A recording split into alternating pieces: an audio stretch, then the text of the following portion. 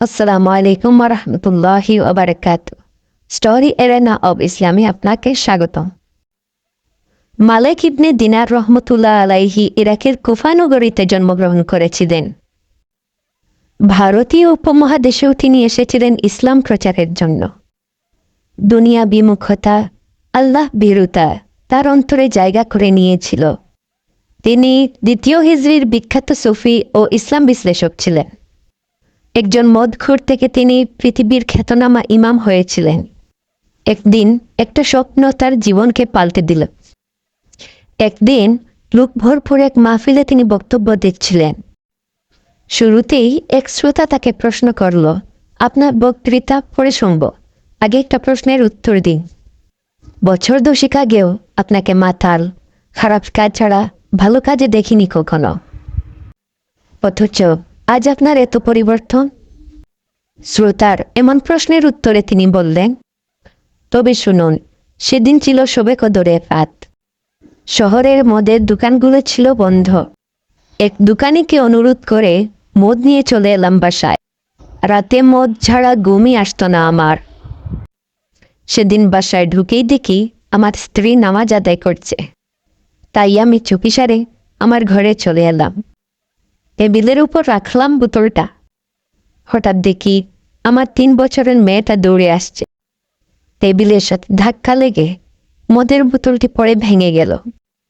সেটা দেখে আমার অবুঝ মেয়েটি খিলখিল করে হাসতে লাগলো।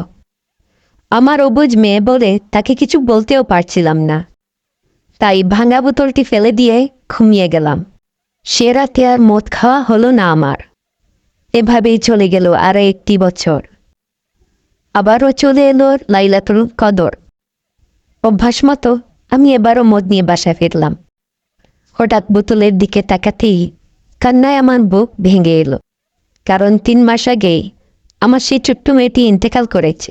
গতবার তার বোতল ভাঙার কাহিনী আমার চোখের সামনে ভাসতে লাগলো। মদটার খাওয়া হলো না আমার। যথারীতি ঘুমিয়ে পড়লাম আমি। মাঝরাতে স্বপ্নে দেখলাম একটা বিরাট সাপ আমাকে তাড়া করছে। ভয়ে আমি খুব জোরে দৌড়াচ্ছিলাম।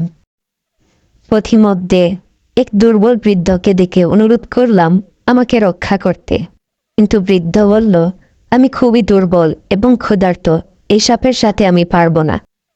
তুমি বরং ওই পাহাড়ের ডানে যাও। ধীরে কথা মতো পাহাড়ে উঠেই দেখি দাউ দাউ করে আগুন জ্বলছে, আর পেছনেই এগিয়ে আসছে সেই মোটা কুৎসিত সাপটা। আমি বৃদ্ধের কথা মতো ডানে ছুটলাম। দেখলাম বাগানে বাচ্চারা খেলা করছে। বাগানে ঢুকতে চাইলে দারোয়ান আমাকে বাধা দিল। বাচ্চাদেরকে ডেকে বলল, দেখো তো লোকটা কে, ওকে তো সাপটা খেয়ে ফেলবে, নয়তো আগুনে ফেলে দিতে। এই বাচ্চাগুলোর মধ্যে 3 মাস আগে মৃত্যুবরণ করা আমার মেয়েটাকেও দেখতে পেলাম। তখন আমার মেয়েটা দৌড়ে এসে বাম হাতে আমাকে জড়িয়ে ধরে ডান হাতে সাপটাকে ছুঁড়ে ফেলে দিল। তারা খেয়ে তৎক্ষণাৎ সাপটা পালিয়ে গেল। এসব দেখে মেয়েকে জিজ্ঞেস করলাম, মা, তুমি কত ছোট, এত বড় সাপ তোমাকে ভয় পায়? মেয়ে বলল, বাবা, আমি তো জান্নাতি মেয়ে, জাহান্নামের সাপ আমাদের ভয় পায়। আবারও মেয়ে বলল, বাবা, ওই সাপকে কি তুমি চিনতে পেরেছ? বললাম, না মা, এই সাপকে তো আমি চিনতে পারিনি। মেয়ে বলল, বাবা, ও তো তোমার নফস, তুমি নফসকে এত বেশি খাবার দিয়েছ, সেজন্যই সে শক্তিশালী হয়েছে। আমি আবারও বললাম, ওতে একজন দুর্বল বৃদ্ধকে দেখতে পেলাম, সে এখানে আসার কথা বলে দিয়েছে, তাহলে সে কে?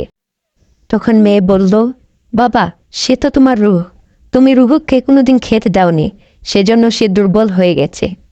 এরপর আমি ঘুম থেকে লাফ দিয়ে উঠলাম। আর সেদিন থেকেই আমি শুধু রুহের খাদ্যই দিয়ে যাচ্ছি, আর নফসের খাদ্য একেবারেই বন্ধ করে দিয়েছি। এখনো চোখ বুঝলেই নফসের সেই ভয়াল রূপ দেখতে পাই। তারপর ওজোরে কেঁদে উঠলেন মালিক ইবনে দিনার, এবং তিনি হয়ে গেলেন পৃথিবীর বিখ্যাত মনীষী। এই ঘটনাটি থেকে আল্লাহ আমাদের সবাইকে শিক্ষা গ্রহণ করার তৌফিক দান করুন, এবং দিনের জন্য হলেও আমাদের চ্যানেলটিকে সাবস্ক্রাইব করে আমাদের পাশে থাকুন। ধন্যবাদ। আসসালামু আলাইকুম।